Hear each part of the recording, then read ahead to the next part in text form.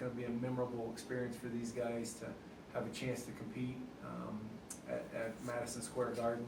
It's obviously going to be a challenge for us coming from Laramie, Wyoming to the Big Apple, and you know, we're trying to do everything we can in preparation so that we don't have any logistical issues traveling there. It's obviously a little bit out of the ordinary for what we're used to, so it adds a little bit of excitement, I think. I think everybody here knows what's at stake and what they work for, and you know, so you don't really have to hype it up much, but given the fact that it is in New York City and it is at Madison Square Garden, that there, I think alone probably raises the excitement level and just the adrenaline for these guys to go make this trip. Mark, obviously, it's a little smaller group than you've had in the past going to the NCAA. Any changes in that? Any different feeling with taking 3 guys as maybe opposed to 6 guys or anything like that? Well, what I felt over the last week and a half is it's probably a little bit easier to focus on these guys. You know, it's not something that I want to make a habit of. I mean, you obviously, one of your goals is to get as many guys you can to the NCAA championship. So I'm disappointed that we don't have more.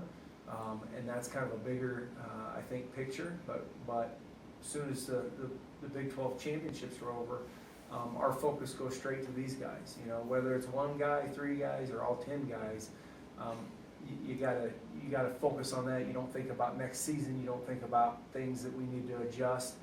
So we just get these guys ready, and we focus our training on these guys. And like I said, it's probably a little bit easier because the scope's narrowed down a little bit. Mm-hmm. But you know, I think these guys have had a great training cycle preparing for NCAAs, and we've stayed healthy, and that's the other thing that you worry about at this time. And I've seen it happen. You know, I've coached guys that, I mean, I remember we had an undefeated #1 ranked guy who tore his ACL just training to get to NCAAs, and so you're always scared as a coach because those things can shift everything. And so we've stayed healthy, but yet we've trained hard, and we did some things in the past week and a half to push these guys even higher. So I'm excited to see him hit the mats Thursday morning.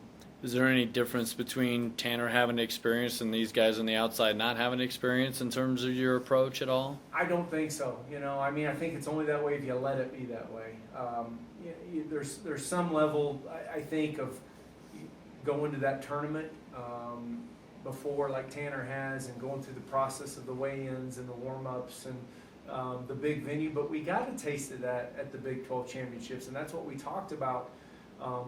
Being an advantage of going into the Big 12, and we had the tournament in the Sprint Center, which is, you know, just a huge venue, and went through the same, I think, practices that we'll see at the NCAA. So it shouldn't be really any kind of a shock factor for these guys. And like I said, it's only an issue if you let it be an issue.